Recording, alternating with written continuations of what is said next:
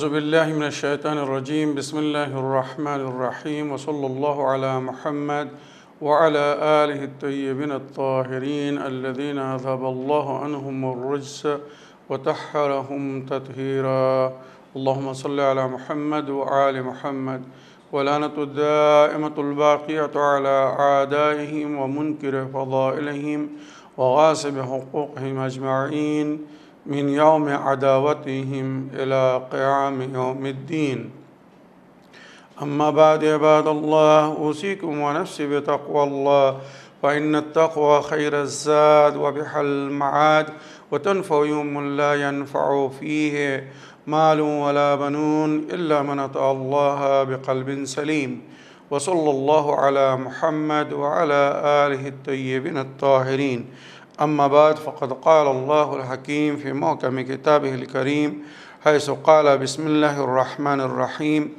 إنما المؤمنون إخوة فاصلحوا بين أخويكم واتقوا الله لعلكم ترحمون صدق الله العلي العظيم আমার প্রিয় দর্শক ও শ্রোতাবৃন্দ আসসালামু আলাইকুম ওয়া রাহমাতুল্লাহি ওয়া বারাকাতুহু আপনাদের সকলকে আন্তরিক সালাম ও শুভেচ্ছা জানিয়ে আজকের অনুষ্ঠান ইসলামী বাংলায় আপনাদেরকে স্বাগতম জানাই। আশা রাখি আপনারা যে যেখানে আছেন ভালো আছেন, কুশল ও মঙ্গলে আছেন, সুখে থাকুন, শান্তিতে থাকুন, সমস্ত প্রকারের দুঃখ কষ্ট থেকে মুক্তিতে থাকুন। আল্লাহ রব্বুল আলামিনের কাছেই কামনা করি, আমিন ইয়া রাব্বাল আলামিন। এই দোয়ার সঙ্গে আমি আজকের পর্ব শুরু করতে চলেছি। গত পর্বে আমি ঢালিপাড়া থেকে জনাব মুসলিম ভাই একটি চিঠি লিখে কিছু প্রশ্ন রেখেছিলেন, সেই প্রশ্নগুলোর উত্তর দিচ্ছিলাম। ওনার 7টি প্রশ্নের উত্তর গত এপিসোডে আমি কমপ্লিট করেছিলাম। এখনও কিছু প্রশ্ন বাকি আছে যেটা আজকের এপিসোডে আমি পুরো করতে চাই। তাই বিনা কোনো ভূমিকায় আসুন সরাসরি ওনার প্রশ্ন পড়ি আর তার উত্তর দেওয়ার চেষ্টা করি। ওনার 8ম প্রশ্ন হচ্ছে, সুলহ হুদায়বিয়াতে নবী করিম সাল্লাল্লাহু আলাইহি সাল্লাম এমন কি শর্ত রেখেছিলেন যে যার থেকে ওমর রাদিয়াল্লাহু তাআলা সন্দেহ খুব বেশি হয়েছিল? আমার প্রিয় মুসলিম ভাই, আপনার সুন্দর প্রশ্ন রাখার জন্য আপনাকে অনেক অনেক ধন্যবাদ জানাই। সুলহ হুদায়বিয়ায় নবী করিম সাল্লাল্লাহু আলাইহি সাল্লাম শর্ত রাখেননি। সুলহ হুদায়বিয়ায় মক্কার কাফেররা শর্ত রেখেছিলেন, সেটাকে নবী করিম সাল্লাল্লাহু আলাইহি সাল্লাম মেনে নিয়েছিলেন। সুতরাং সেই শর্তের মধ্যে একটি শর্ত ছিল মক্কার কাফেরদের বা মক্কাবাসীদের যে, আই নবী মুহাম্মদ, যদি কোনো মক্কাবাসী মদিনায় যায় তাকে পুনরায় মক্কায় ফিরিয়ে দিতে আপনি বাধ্য হবেন, বা তাকে মক্কায় ফিরে আসার সুযোগ দিতে হবে। তাকে মদিনায় আপনি রেখে নিতে পারবেন না, তাকে অ্যারেস্ট বা গ্রেফতার করে রাখতে পারবেন না, তাকে মক্কায় ফিরে দিতে হবে। কিন্তু যদি কোনো মদিনাবাসী বা যারা মক্কা থেকে মদিনায় হিজরত করে গিয়েছে, আপনার কাছে গিয়েছে, তারা যদি কেউ মক্কায় আসে, মদিনাবাসী যদি কেউ মক্কায় আসে, তো ওই মদিনাবাসীকে পুনরায় মদিনায় ফিরিয়ে পাঠানো বা ফিরে যাওয়ার সুযোগ দেওয়ার জন্যে আমরা বাধ্য হব না। অর্থাৎ মদিনাবাসী যদি কেউ মক্কায় আসে, সে যে পুনরায় মদিনায় ফিরে যাবে তার দায়িত্ব আমরা নিচ্ছি না বা নেব না, বা হয়তো আমরা তাকে ফিরে যেতে দেব না।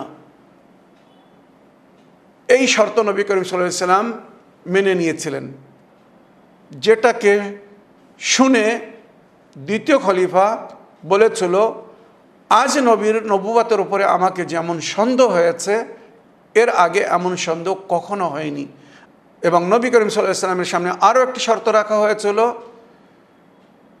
কাফেরদের তরফ থেকে, যে সমস্ত গোত্র বা দল বা কাবিলাকে স্বাধীনতা দিতে হবে, তারা স্বইচ্ছায় যাকে ইচ্ছা সমর্থন করবে।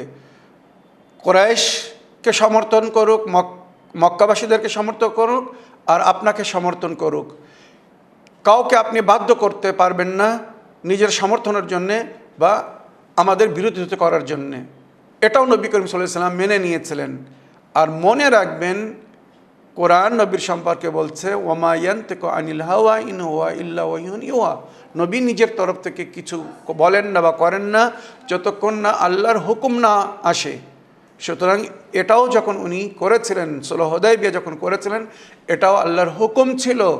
আর বুদ্ধিজীবীরা পরে সেটা বুঝতে পেরেছিল নবী কেন কাফেরদের ওই শর্ত মেনে নিয়েছিলেন যে মক্কাবাসীরা যদি মদিনায় আসে তো নবী তাদেরকে ফিরিয়ে দিতে বাধ্য হবেন, কিন্তু মদিনাবাসী যদি মক্কায় যায় তো মক্কাবাসীরা তাকে মদিনায় ফিরে যেতে বলবে না বা ফিরিয়ে দিতে বাধ্য হবে না।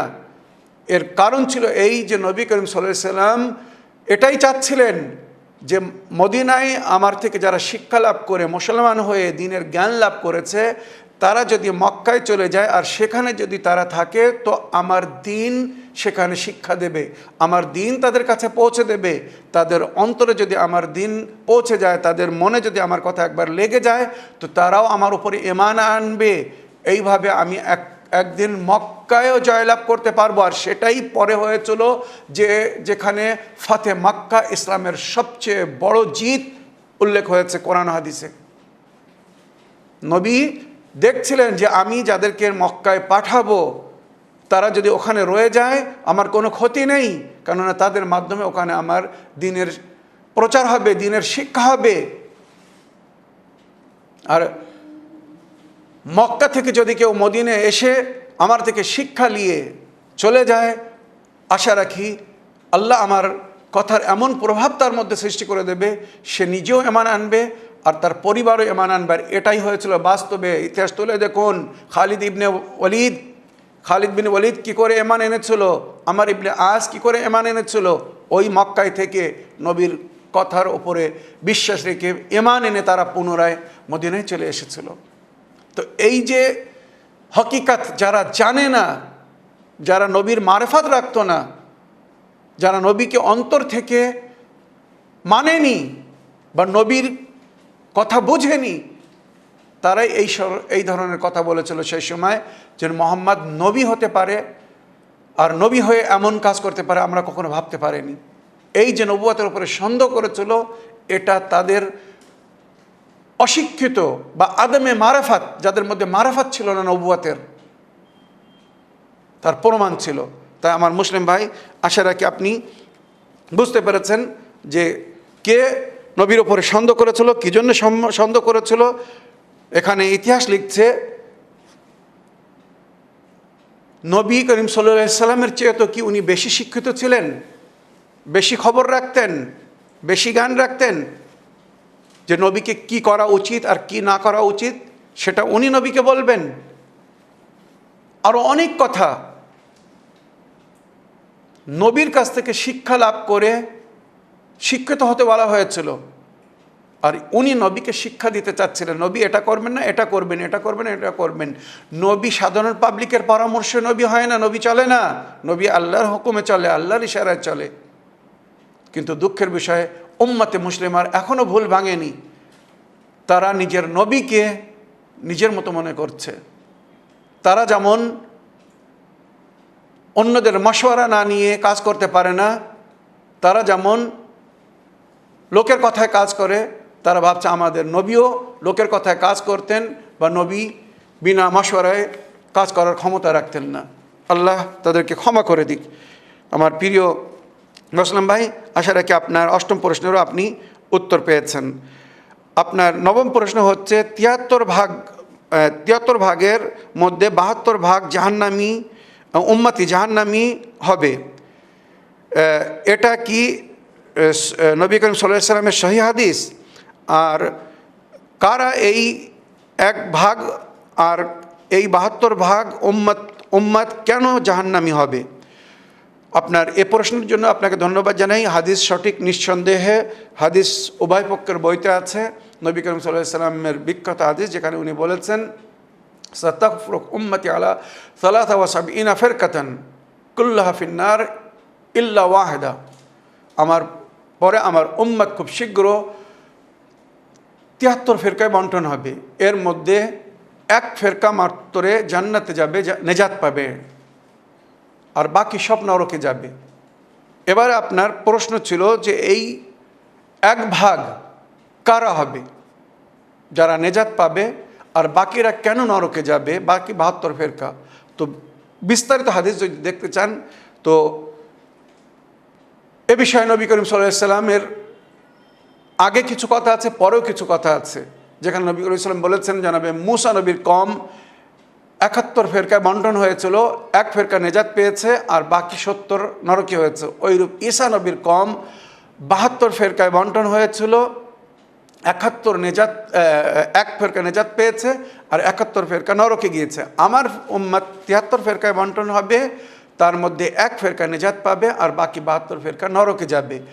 এই এক ফেরকা যারা নেজাত পাবে তারা যারা সঠিকভাবে ঈমান নিয়ে আসবে, সঠিক কলেমা পড়বে, যে কলেমা নবী করিম সাল্লাল্লাহু আলাইহি ওয়াসাল্লাম তালিম দিয়েছেন, যে কলেমা জান্নাতের দরজায় লেখা থাকবে লা ইলাহা ইল্লাল্লাহ মুহাম্মাদুর রাসূলুল্লাহ আলিয়ান ওলিউল্লাহ ওয়ালাল বাবুস সামিন মিনাল জান্নাতে মাকতুব লা ইলাহা ইল্লাল্লাহ মুহাম্মাদুর রাসূলুল্লাহ আলিয়ান ওলিউল্লাহ।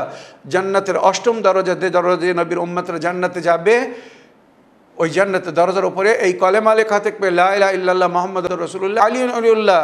সুতরাং যাদের অন্তরের কলেমার সঙ্গে, যাদের ঈমানের সঙ্গে ওই ঈমানের কলেমার সঙ্গে ওই কলেমা মিল খাবে, তাদের জন্য দরজা খুলে যাবে।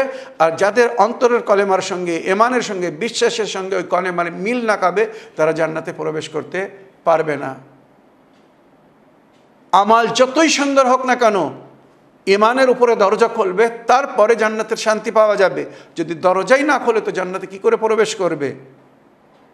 সুতরাং উম্মতে মুসলিমার 72 ফেরকার কলেমা এক আর এক ফেরকার কলেমা এক। এবারে বুঝে নিতে হবে কারা গেট পাস পাবে, কারা জান্নাতে প্রবেশ করতে পারবে। তাছাড়া নবী করিম সাল্লাল্লাহু আলাইহি ওয়াসাল্লামের সঠিক হাদিসের উপরে বা কোরআনের উপরে যারা আমাল করছে তারাই নেজাত পাবে। আর আমি হাজার সূত্র দিয়ে বলছি যে ওই সমস্ত জালি হাদিসের পিছনে যাবেন না যেগুলো কোরআনের সঙ্গে মিল খাচ্ছে না। আমরা শিয়ারা, আমরা আহলে বাইতের অনুগামী অনুসারীরা ওই হাদিসগুলো মেনে চলি যেগুলো কোরআনের সঙ্গে মিল খায়, যেগুলো নবী করিম সাল্লাল্লাহু আলাইহি ওয়াসাল্লামের সঠিক হাদিস, যার সার্টিফিকেট বা সনদ বা শাহাদাত বা সাক্ষী দিয়েছেন নবীর আহলে বাইত, মাসুমিন, নিষ্পাপ, যারা নবীর উত্তরাধিকারী, নবীর পরে নবীর প্রতিনিধি, উম্মতের অভিভাবক। সুতরাং আহলে বাইত যে কথা বলেছেন আমরা সেই কথা মেনেছি। আর নবী করিম সাল্লাল্লাহু আলাইহি ওয়াসাল্লামের হাদিস মাসালু আহলে বাইতি কামাসাল সাফিনাতে নূহ মান রাকিবাহা নাজা ওয়া মান তাখাল্লাফা আনহা ফাগারিকা ওয়া হাওয়া। আমার আহলে বাইতের উদাহরণ নূহ নবীর তরির মতো। যেমন নূহ নবীর তরিতে যারা সওয়ার হয়েছিল তারা নেজাত পেয়েছিল, ওইরূপ আমার আহলে বাইতকে যারা মেনে চলবে, আহলে বাইতের কথা মেনে চলবে, আহলে বাইতের সঙ্গে থাকবে, আহলে বাইতের হুকুম অনুযায়ী জীবনযাপন করবে, তারাই নেজাত পাবে। আর যারা নূহ নবীর তরিতে সওয়ার হয়নি, নবীর কথা শুনেনি, তারা ডুবে গিয়েছিল, গারক হয়ে গিয়েছিল, শেষ হয়ে গিয়েছিল, ওইরূপ যারা আমার আহলে বাইতের কথা মেনে চলবে না, আহলে বাইতের সঙ্গী হবে না, তারা নরকে ডুবে যাবে, নরকে চলে যাবে, তারা নেজাত পাবে না, পার পাবে না। তাহলে আশা রেখে আমার প্রিয় মুসলিম ভাই এখানে পরিষ্কার বুঝতে পেরেছেন যে ওই 73 ফেরকার মধ্যে যে এক ফেরকা নেজাত পাবে তারা কারা, আর তাদের কি কারণে নেজাত পাবে।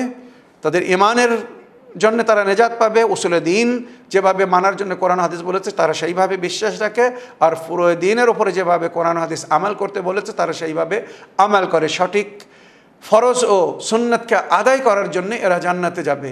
আর বাকি উম্মতরা খোদা ও রসুলকে সাক্ষী করে বলছি, তাদের নিজেদের মধ্যে এত মতভেদ, ঈমান নিয়ে হোক আর আমাল নিয়ে হোক, তারা এক অপরকে বলছে কাফের, আযুবিল্লাহ, এক অপরকে বলছে এরা সঠিক না, এরা ভুল।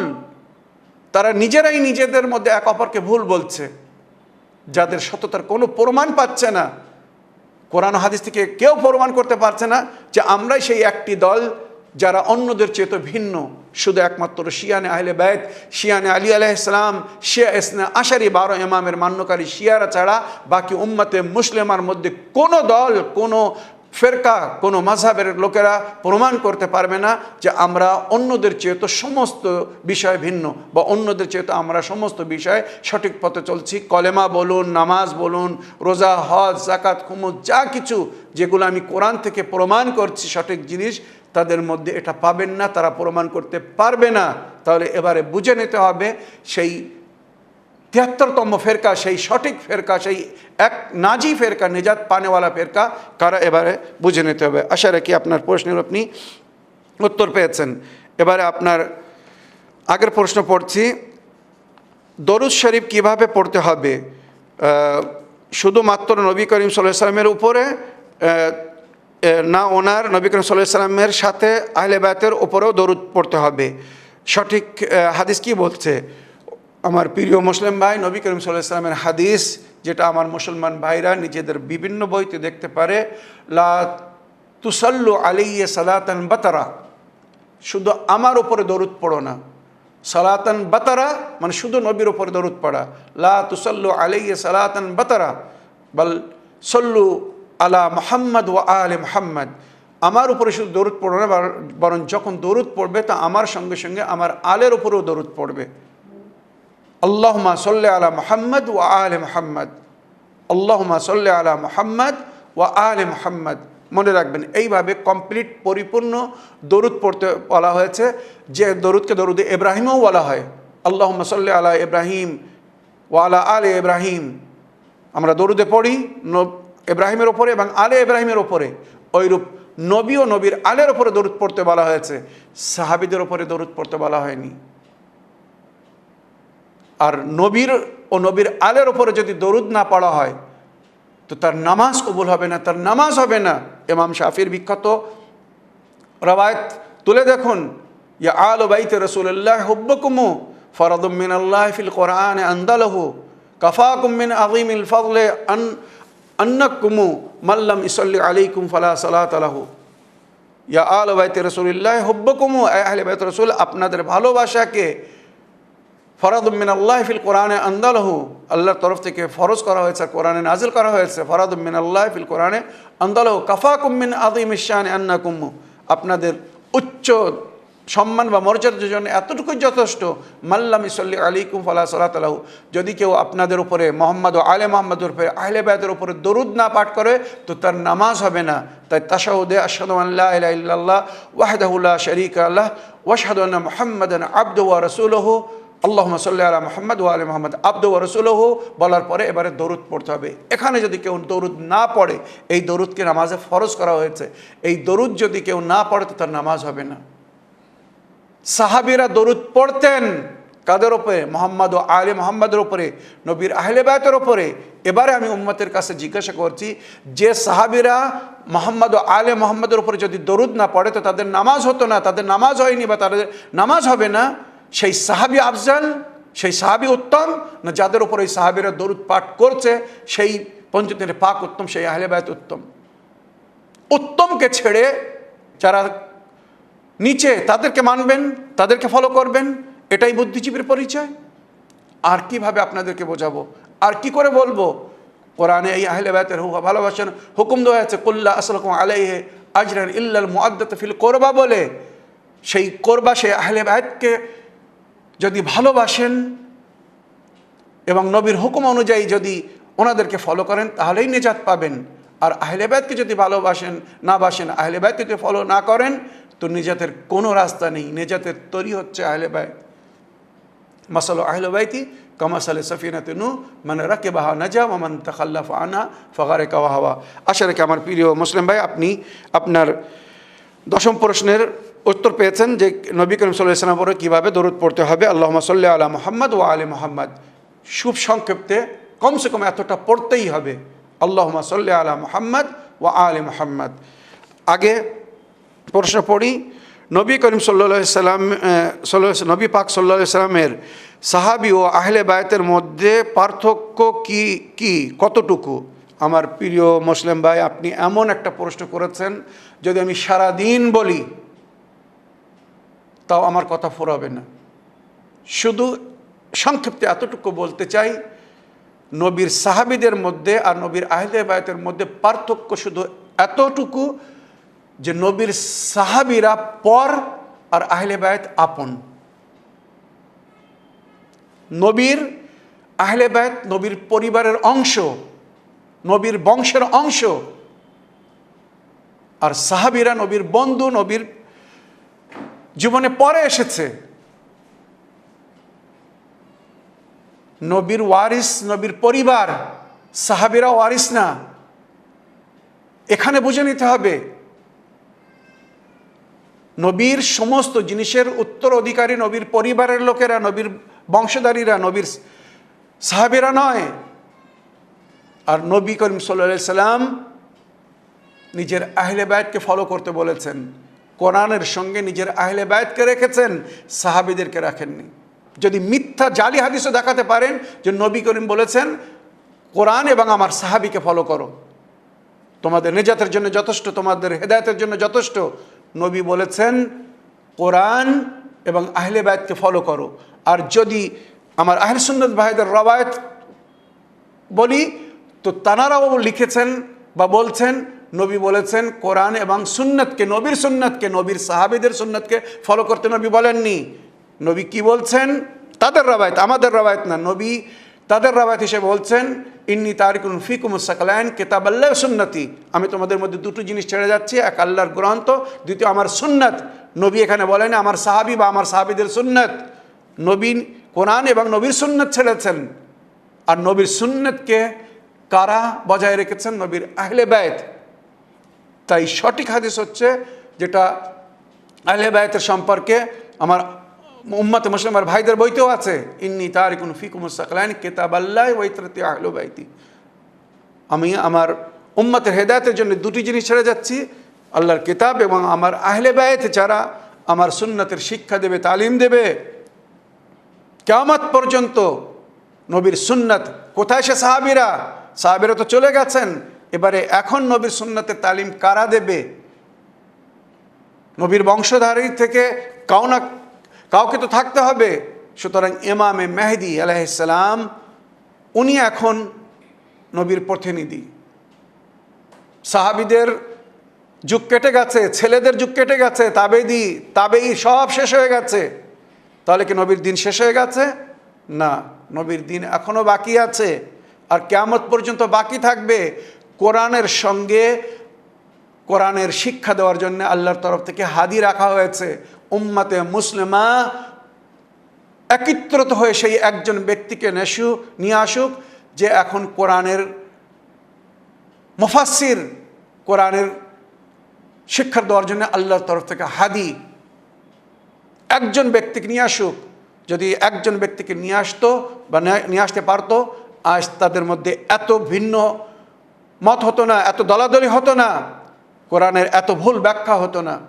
দুঃখের বিষয় তারা যখন আহলে বায়তকে ছেড়েছে আর নিজের ইচ্ছায় কোরআনের ব্যাখ্যা করেছে, তো যা সেই নিজের মতো বলেছে, আর সেখান থেকে মতভেদ শুরু হয়েছে।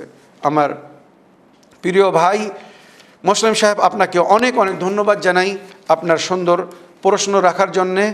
আপনার প্রশ্নের উত্তরের মাধ্যমে আশা রাখি আমার দর্শকবৃন্দরা জ্ঞান লাভ করবেন, ওনারাও বুঝতে পারছেন যে হকিকত কি। আপনি নবী করিম সাল্লাল্লাহু আলাইহি সাল্লামের সাহাবী ও নবীর আহলে বায়তের মধ্যে কি পার্থক্য জানতে চেয়েছেন, তো আমি পরিষ্কার বলেছি নবী করিম সাল্লাল্লাহু আলাইহি সাল্লামের আহলে বায়ত নবীর আপনরা, আর পর যারা পরে নবীর জীবনে এসেছে। নবীর আহলে বায়ত কোরআনে যাদের ইতাআতের হুকুম দেওয়া হয়েছে, আতিউল্লাহ ওয়া আতিউর রাসূল উলিল আমরে মিনকুম, ইতাআত করো আল্লাহর, আল্লাহর রসুলের। আর যারা উলিল আমর, এই উলিল আমর হচ্ছে নবীর আহলে বায়ত।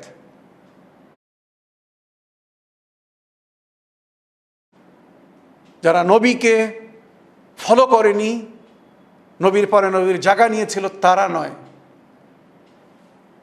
এখানে উলিল আমর কোরআন বলছে তারা যারা নবীর মতো পাক পবিত্র নিষ্পাপ, পাক পবিত্র এবং নিষ্পাপ, যাদের জীবনে কোনো ভুল নেই, মাসুম। একজন সাহাবীকে নিয়ে আসুন যার সম্পর্কে কোরআন হাদিস বলছে ইনি মাসুম ছিলেন, জীবনে কখনো ভুল করেননি। এই পদবী আহলে বায়ত 12 ইমাম বা 14 মাসুমিন ছাড়া আর কাউকে দেওয়া হয়নি, মনে রাখবেন। সুতরাং নবী করিম সাল্লাল্লাহু আলাইহি সাল্লামের সাহাবীরা যারা নবীর জীবনে পরে এসেছে, আর আহলে বায়ত নবীর বংশধারীদেরকে বলা হয়। যে ঘরে কোরআন নাজির হয়েছিল বা যাদের পবিত্রতার সাক্ষী কোরআন দিয়েছে।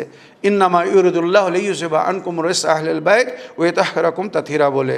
আশা রাখি আপনার এই প্রশ্নের উত্তর পেয়েছেন। আগের প্রশ্ন পড়ি, শেষ দুটি প্রশ্ন রয়ে গেছে।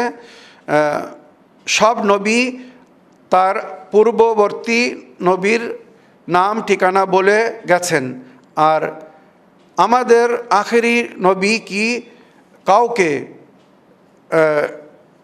নির্ধারিত করে যাননি? আপনার সুন্দর প্রশ্নের জন্যে অনেক অনেক ধন্যবাদ জানাই। আপনি বলতে চাচ্ছেন যে সমস্ত নবীরা নিজের পরে যে নবী হবেন তার সম্পর্কে বলেছেন। যেমন আমাদের নবীর সম্পর্কেও হযরত ঈসা আলাইহিস সালাম বলেছেন, উবাশশিরুকা বিনবিয়্যিন, আমার পরে একজন নবী আসবে যার শুভ সংবাদ জানাচ্ছে, যার নাম আহমদ হবে, কোরআনে এসেছে। সমস্ত নবীরা নিজের পরের হাদি বা অভিভাবক যে হবেন তার সম্পর্কে বলে গেছেন। তাহলে আমাদের নবী কেন বলে যাননি? জানাবে মূসা নবী সামান্য কয়েকদিনের জন্যে তুর পাহাড়ে গিয়েছিলেন, নিজের পিছনে উম্মতের জন্যে নিজের ভাই হারুনকে খলিফা করে গিয়েছিলেন। তাহলে আমাদের নবী কি পরলোক গমনের সময় কাউকে দায়িত্ব দিয়ে যাননি? যে নবী করিম সাল্লাল্লাহু আলাইহি ওয়াসাল্লাম যখন যুদ্ধের ময়দানে যেতেন, আমার আহলে সুন্নাত বইদের বই তুলে দেখুন, এখানে যদি সূত্র পড়তে যায় অনেক সময় কয়েকশো বইতে লেখা হয়েছে নবী করিম সাল্লাল্লাহু আলাইহি ওয়াসাল্লাম যখন খায়বারের যুদ্ধে যাচ্ছিলেন তো হযরত আলী আলাইহিস সালামকে বললেন, মদিনায় তুমি থাকো। আলী আলাইহিস সালাম দুঃখিত ছিলেন, নবী আল্লাহ, আমি মদিনায়, আমাকে একা ছেড়ে যাচ্ছেন আর সবাই সাহাবীরা আপনার সঙ্গে যাচ্ছেন। নবী বললেন, আয় আলী, আনতা মিন্নি বিমানজিলাতি হারুন মিন মূসা। যেমন মূসা নবী কোহে তুরে গিয়েছিলেন, নিজের পিছনে নিজের ভাই হারুনকে নিজের খলিফা তৈরি করে গিয়েছিলেন, ওইরূপ আমি যুদ্ধে যাচ্ছি, আমার পেছনে তোমাকে আমার খলিফা তৈরি করে যাচ্ছি। মদিনায় খেয়াল রেখো, প্রয়োজন পুরো করো। আনতা মিন্নি বিমানজিলাতি হারুন মিন মূসা ইল্লা আন্নাহু লা নবী আবাদি। আমার উম্মতে মুসলিমার শিক্ষিত মোল্লা মৌলবী ভাইরা, এই হাদিস কি নেই? বইতে নেই? যদি থাকে তা একবার তুলে ধরুন, তুলে দেখুন নবী কি বলতে চেয়েছিলেন। কোন নবী উম্মতকে তাদের অবস্থায় ছেড়ে যায় না। এটা মানবিকতার বিরুদ্ধে খেলাফ। যেখানে কোরআন বলছে ওয়ালিকুল্লি কওমিন হাদ, প্রতি কওমের জন্য আল্লাহ হাদি রেখেছে, সুতরাং কম বিনা হাদিতে হতে পারে না। তো নবী করিম সাল্লাল্লাহু আলাইহি ওয়াসাল্লাম নিজের পেছনে হযরত আলী আলাইহিস সালামকে খলিফা তৈরি করে যেতেন। তো সেই নবী পরলোক গমনের সময় কি কাউকে খলিফা করে যাননি? উম্মতকে তাদের অবস্থায় ছেড়ে দিয়ে গিয়েছিলেন। এটা কি ভুল বিবেক মেনে নেয়? নবী করিম সাল্লাল্লাহু আলাইহি ওয়াসাল্লাম যখন হিজরত করে মক্কা থেকে মদিনায় আসছিলেন তো নিজের পিছনে হযরত আলী আলাইহিস সালামকে নিজের উত্তরাধিকারী করে এসেছিলেন আর বলেছিলেন, আমানাত ফিরিয়ে দিও, মক্কাবাসীদেরকে তাদের আমানাত তাদেরকে ফিরিয়ে দিও, আমার পুরো দায়িত্ব তোমাকে দিয়ে যাচ্ছি। তো নবী সামান্য মক্কা থেকে মদিনায় যখন হিজরত করছিলেন তো নিজের সমস্ত দায়িত্ব আলীকে দিয়েছিলেন। ওখানে অন্য সাহাবীরা ছিল, অন্যরা ছিল, তাদেরকে কেন দেননি? তারা যদি এত যোগ্য ছিল, এত সম্মানীয় ছিল, এত ভরসামান ছিল, তো নবী করিম সাল্লাল্লাহু আলাইহি ওয়াসাল্লাম আমানাত তাদেরকে কেন দেননি? সেই নবী পুরো দিনের দায়িত্ব কি আলী ছাড়া অন্য কাউকে দিতে পারেন? একবার বলুন, ভেবে বলুন। আর আমি কি ইতিহাস বিরুদ্ধে কথা বলছি? ইতিহাস তুলে দেখুন। নবী করিম সাল্লাল্লাহু আলাইহি ওয়াসাল্লাম যখন হিজরত করে মক্কা থেকে মদিনায় যাচ্ছিলেন তো আমানত আলী আলাইহিস সালামকে দিয়েছিলেন, যেই আমানতগুলো ফিরিয়ে দিও। কেননা হযরত আলী আলাইহিস সালামের সম্পর্কে নবী জানতেন আমানতের চুল পরিমাণে খেয়ানত করবে না হযরত আলী। নিজের পরিবারের দায়িত্ব আলীকে দিয়ে এসেছিলেন, পরে আলী আলাইহিস সালাম তাদেরকে সঙ্গে নিয়ে এসেছিলেন। ইতিহাস তুলে দেখুন, নবীর স্ত্রীদেরকে, নবীর চাচি বা অন্য পরিবারের লোকদেরকে হযরত আলী আলাইহিস সালাম সঙ্গে মদিনায় নিয়ে গিয়েছিলেন। কেন? অন্য সাহাবীরা, বড় বড় সাহাবীরা ছিল, তাদেরকে কেন নবী দায়িত্ব দেননি যে আমার পরে আমার পরিবারকে নিয়ে তোমরা মদিনায় এসো, তোমরা আমানতকে ফিরিয়ে দিও? কিছু বোঝার আছে, এ যদি না বোঝে কিছু করার নেই।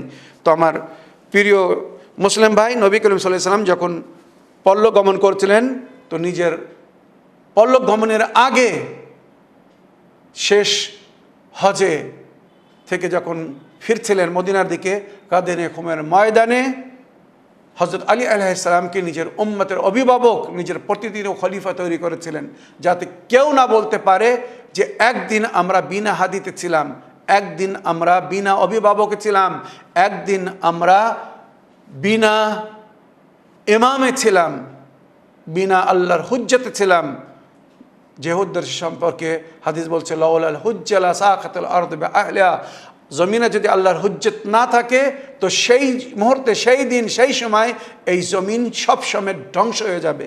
অর্থাৎ সবসময় জমিনের উপরে আল্লাহর হুজ্জত কেউ না কেউ থাকবে, ছিল, আছে। যেমন শেষ ইমাম এখন আল্লাহর হুজ্জত জমিনের ওপরে। আশা রাখি এই প্রমাণগুলো শোনার পরে, এই সূত্রগুলো শোনার পরে যারা এখনও ভুলের মধ্যে আছে, পড়ে আছে, তাদের ভুল ভাঙবে। যারা এখনও অন্ধকার আছে তারা আলোর দিকে আসবে। যারা এখনও চোখ বন্ধ করে আছে তাদের চোখ খুলবে। নবী করিম সাল্লাল্লাহু আলাইহি সাল্লাম দুনিয়া থেকে যাওয়ার আগে ওনার প্রতিনিধি কারা হবেন তাদের নাম নিয়েও বলে গেছেন। অল আইম্মাতু বাদি ইসনাই আশার, আমার পরে 12 জন ইমাম হবেন। ওয়াল খুলাফাও বাদি ইসনাই আশার, আমার পরে 12 জন আমার খলিফা হবেন। আদাদু খুলাফাই কানু কবাই বানি ইসরাইল, আমার খলিফাদের সংখ্যা বানি ইসরাইলের নকিবদের সমতুল্য হবে। নকিবদের সংখ্যা যেমন 12 ছিল কোরআনে জিকিরে এসেছে, ওই আমার খলিফারা 12 জন হবেন। মুসলমানদের বইতে ভরে আছে এই সমস্ত হাদিস, কিন্তু দুঃখের বিষয়ে তারা সেগুলোকে মানছে না, সেগুলোকে পড়ছে না, বোঝার চেষ্টা করছে না। তাদের চোখের ওপরে পর্দা পড়ে গেছে। আর এটাই কোরআনে উল্লেখ হয়েছে, যখন মানুষ হেদায়েত থেকে দূরে চলে যাবে, সৎপথ থেকে দূরে চলে যাবে, তো তাদের চোখের ওপরে পর্দা পড়ে যাবে। তখন তারা হকিকত দেখতে পাবে না, তাদের কর্ণের ওপরে পর্দা পড়ে যাবে, তারা হকিকতকে শুনতে পাবে না। তাদের মুখের ওপরে পর্দা পড়ে যাবে, তারা হকিকত বলবে না। সুম্মুন বুকমুন উমিয়ুন ফাহুম লা ইয়াফকাহুন আও লা ইয়াকিলুন, বিভিন্নভাবে বলা হয়েছে কোরআনে। এই সংখ্যা, এদের সংখ্যা এখন অনেক বৃদ্ধি হয়ে গেছে। আপনার শেষ প্রশ্ন পড়তে চাই।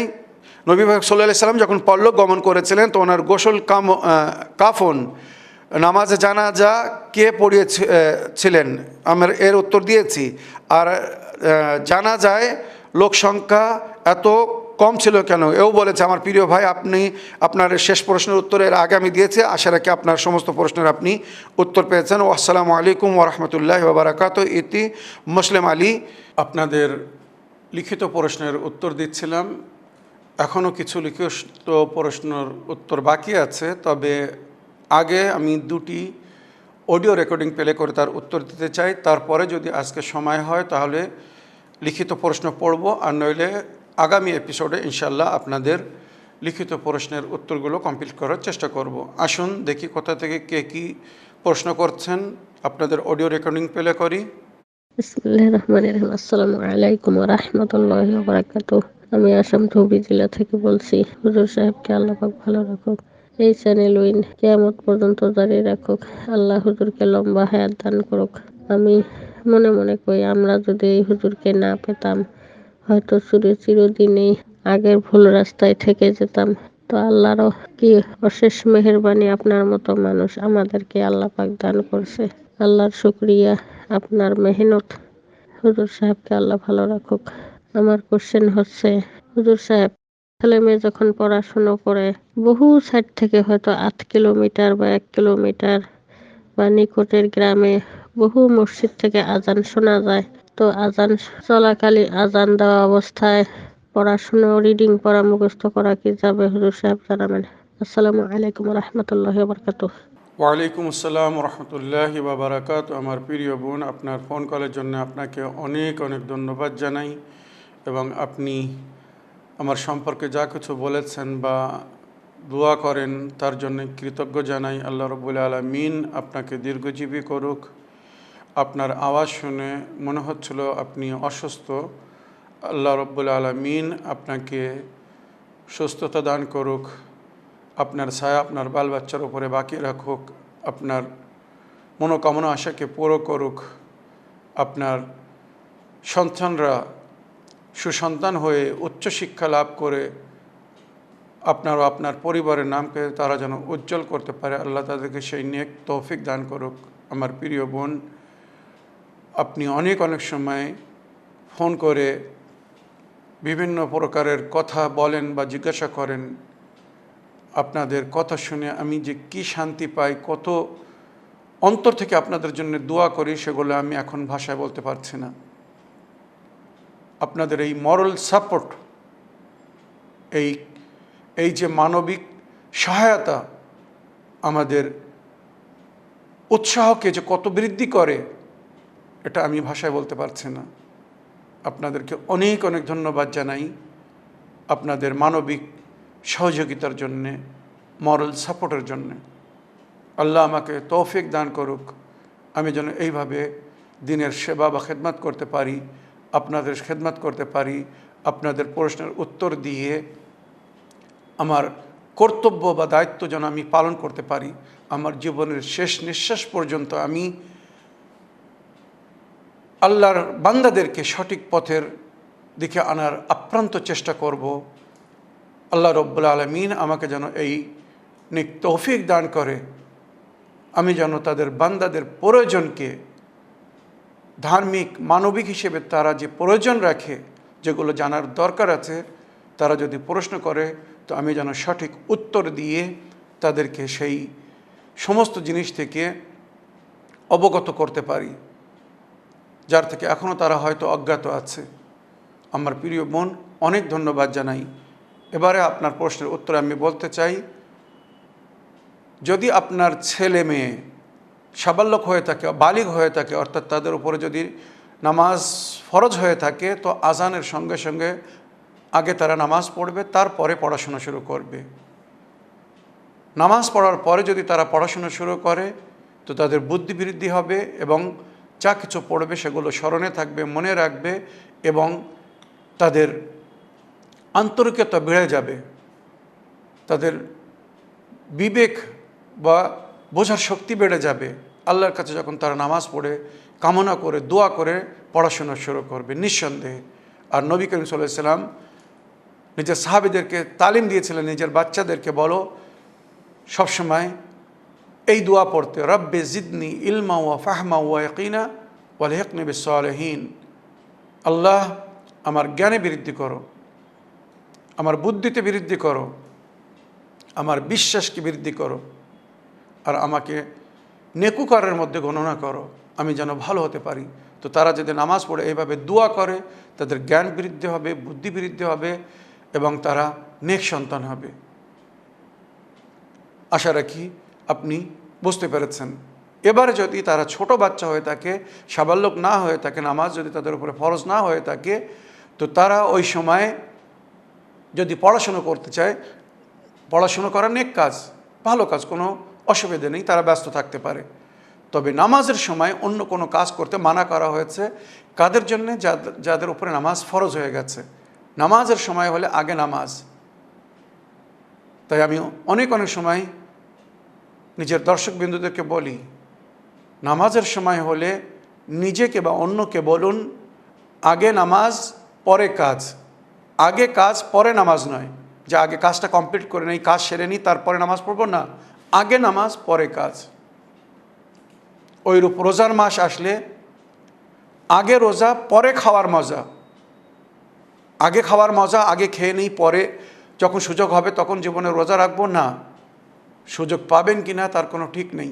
তাই আগে রোজা পরে খাওয়ার মজা। ওইরূপ হজ ফরজ হয়ে গেলে আগে হজ পরে সমাজ। সমাজ সেবা করতে গিয়ে ফরজকে ছাড়বেন না। আগে হজ পরে সমাজ, আগে সমাজ পরে হজ নয়, আল্লাহর হুকুমকে আগে পালন করতে বলা হয়েছে। ওইরূপ জাকাত খুমুস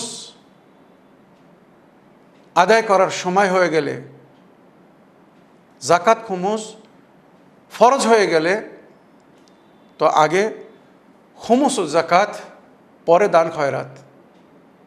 আর নইলে দান খয়রাত করে কোনো সওয়াব পাবেন না যদি খুমুস ও জাকাতের ফরজকে আদায় না করেন।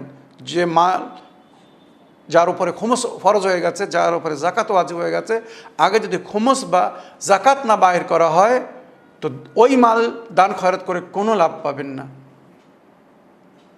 আশা রাখি আপনারা বুঝতে পেরেছেন, আপনিও বুঝতে পেরেছেন। আপনার বাচ্চারা যদি ছোট হয়, আজানের আওয়াজ যদি আসে সেই সময় তারা নিজের পড়াশোনায় ব্যস্ত থাকতে পারে। তবে এখানে আরও একটা কথা আমি বলতে চাই, আজানের সম্মানে আমরা চুপ থাকি নিঃসন্দেহে। আজানের সম্মানে, আল্লাহর নামের সম্মানে, নবীর নামের সম্মানে আমরা সে সময় চুপ হয়ে যাই, নিঃসন্দেহে চুপ হয়ে যাই, এটা তার সম্মান। আশা রাখি আপনার প্রশ্নে আপনি উত্তর পেয়েছেন। প্রিয় বোন, আপনার ফোন করার জন্য আরও একবার আপনাকে অন্তর থেকে কৃতজ্ঞ জানাই। আগের প্রশ্ন নিয়ে। আসসালামু আলাইকুম, আমি ঝাড়গ্রাম জেলা ওয়েস্ট বেঙ্গল থেকে বলছি। আমার নাম আঞ্জুনারা খাতুন। আমার ছেলে হয়েছে, আমার ছেলের নাম রাখা হয়েছে শেখ ইরশাদ। এই নামটা ইসলামিক, একটু বলে দেবেন তো? আসসালামু আলাইকুম রহমতুল্লাহ বারকাতুহ। ওয়ালাইকুম আসসালাম রহমতুল্লাহ বারাকাত। আমার প্রিয় বোন, আপনার ফোন করার জন্য আপনাকে অনেক অনেক ধন্যবাদ জানাই। আপনার ছেলে আপনাকে মোবারক হোক। তবে আপনি ছেলের নাম যেটা বলছেন শেখ ইসফা, জিনিসটা ভালো করে বোঝা যাচ্ছে না। আমি আপ্রান্ত চেষ্টা করেছি, এমনকি অনেকবার শুনেছি বোঝার জন্যে যে নামটা কি বুঝি, কিন্তু আমি বুঝতে পারিনি। অনুরোধ করছি, হয় আপনি ক্লিয়ার পরিষ্কার করে নামটা বলুন, শেখ তার আগে কি নামটা ওটা পরিষ্কার বলুন, আর নইলে লিখে পাঠান, তাহলে আমি সঠিক বলতে পারবো। শেখ ইসফা, শেখ ইসা, জিনিসটা ভালো করে বোঝা যাচ্ছে না, কিছু মনে করবেন না। হয়তো আমি বুঝতে অসুবিধা হচ্ছে, আপনারা হয়তো বুঝতে পারবেন। সুতরাং অনুরোধ করছি আপনি পুনরায় নামটা ভালো করে লিখে পাঠান, আর নইলে পরিষ্কার বলুন, তাহলে আমি বলবো যে নামটার ইসলামিক নাম কি না আর নামের অর্থ কী তাও বলে দেবো। যতক্ষণ আমি নিজে না বুঝবো, সঠিক অর্থও বলতে পারবো না, আর নামটা ইসলামিক কিনা তাও বলতে পারবো না। কিছু মনে করবেন না। অনেক সময় এরকম আমরা সমস্যার মধ্যে পড়ে যাই, ভাষা বুঝতে পারি না, হয়তো আওয়াজ কম থাকে, ক্লিয়ার হয় না বলে আমি সেই সমস্ত দিতে পারি না, সেই সমস্ত অডিওগুলো নিতে পারি না। এখানে আপনারা বুঝে নিতে পারবেন বা আশা রাখি বুঝার চেষ্টা করবেন যে আমি কেন অনেকের প্রশ্নের উত্তর দিই না। আমার আজকের এপিসোডের সময় এখানে শেষ হয়ে গেছে। যাদের প্রশ্নের উত্তর বাকি আছে, ইনশাআল্লাহ আগামী এপিসোডে আমি সেগুলো কমপ্লিট করার চেষ্টা করব। এই বলে আজকের বক্তব্য এখানে শেষ করছি। ওয়া আখিরু দাওয়ানা আলহামদুলিল্লাহি রাব্বিল আলামিন। ওয়াসসালামু আলাইকুম ওয়া রাহমাতুল্লাহি ওয়া বারাকাতুহু।